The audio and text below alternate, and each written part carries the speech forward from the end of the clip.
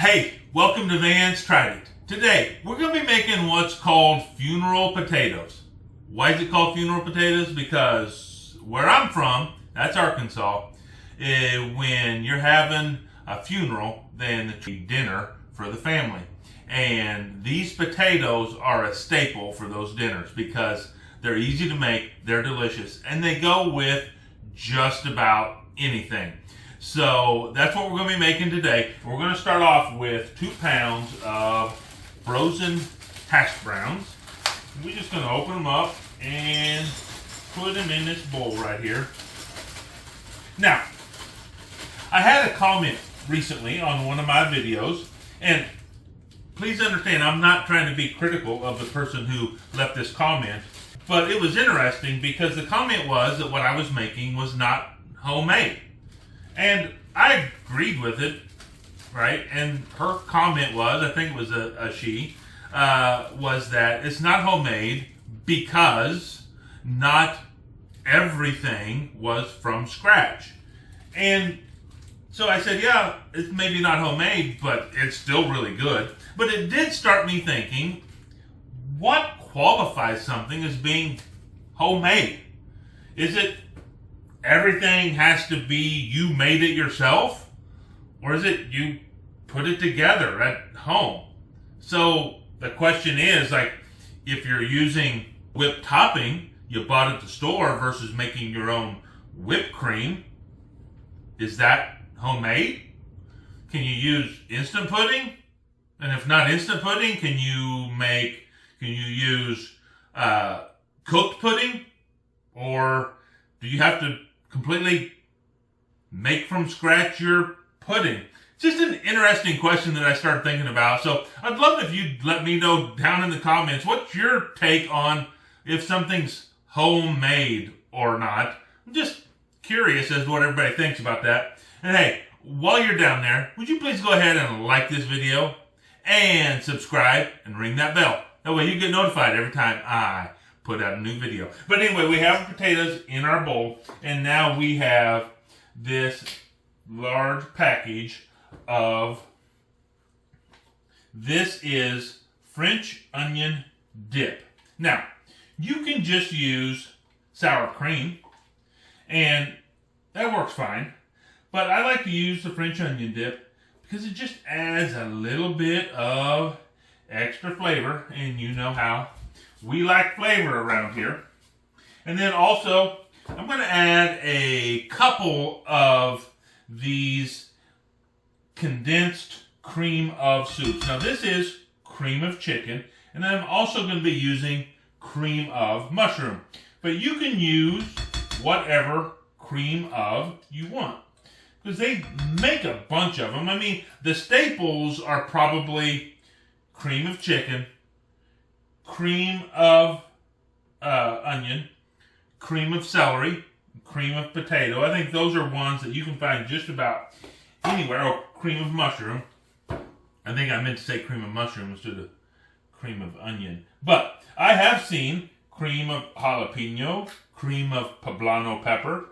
So there are various different cream of, and they're a little bit different. You can see just right here with the cream of chicken and the cream of mushroom, just a little bit different consistency, but use just whatever flavor profile you like in here. This is the two I will usually put together, unless I can find. Now, here in Arkansas, it's a little bit harder to find the cream of poblano and cream of jalapeno. When I was living in Texas, you could find those a lot easier. I like those flavors, but around here, the two easy ones that are easy to get, I usually use one cream of chicken, one cream of potato, or cream of mushroom. So, we put those in there. And then, we're also going to put in here 8 ounces of shredded cheese. That is shredded right here by myself, because I just prefer to use my own shredded cheese. And then the final ingredient is 1 tablespoon of garlic powder. So, I'm going to put all that together And now we just mix it up really well.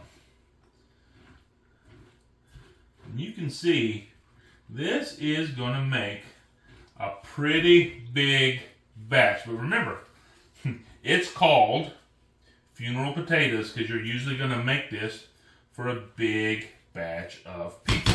So, maybe you're having a bunch of people over for Sunday dinner, or maybe you're having a potluck somewhere at work, or maybe at church, or maybe you just really love potatoes and you can eat them every day, and you say, I'm just going to make a bunch and then I have a bunch of leftovers, and you like to make big batches of stuff. Then this is for you. And you can buy smaller containers of the hash browns, and then you would just cut down on all the stuff. So if you just use 1 pound of hash browns, for instance, then you would just cut in half all this other stuff that you're putting in there. And so you just mix it up just like that. See, it does not take much time at all.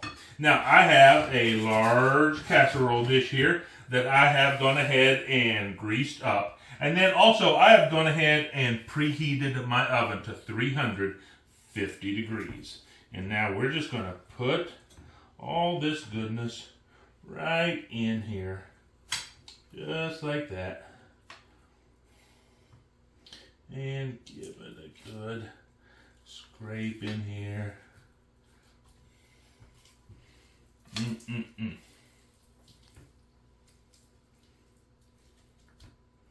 Make sure we get all this out of here.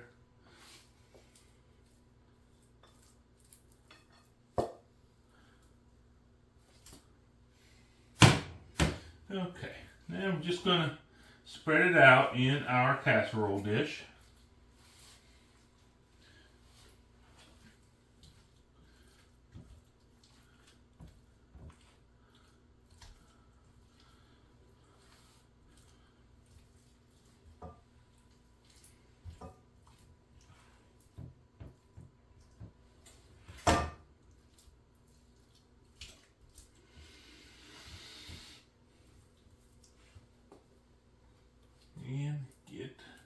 This all cleaned off here, just like that.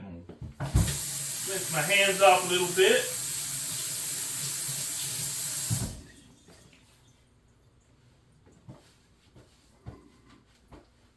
Okay, now we're going to put a topping on here. And so what I have here are some Ritz crackers, or buttered round crackers.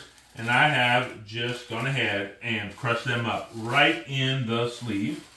And we're just going to put that over here. Now, traditionally, and I think probably originally, if you were to look in some of the old recipe books, you would find that a lot of these are going to call for putting cornflakes, crushed up cornflakes on the top. And that's good.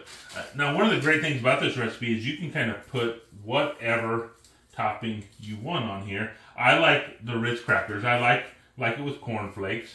But I'm also going to add to that some crispy fried onions, because I love me some of these crispy fried onions right on here.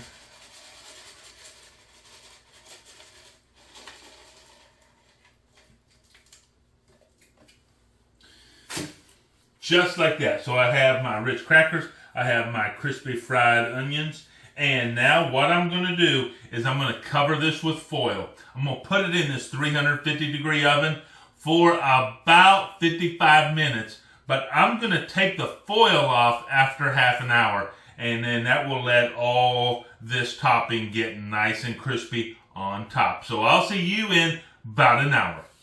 Alright, so we got this cooked up and out of the oven, and we're ready to give it a taste, so let's dig in.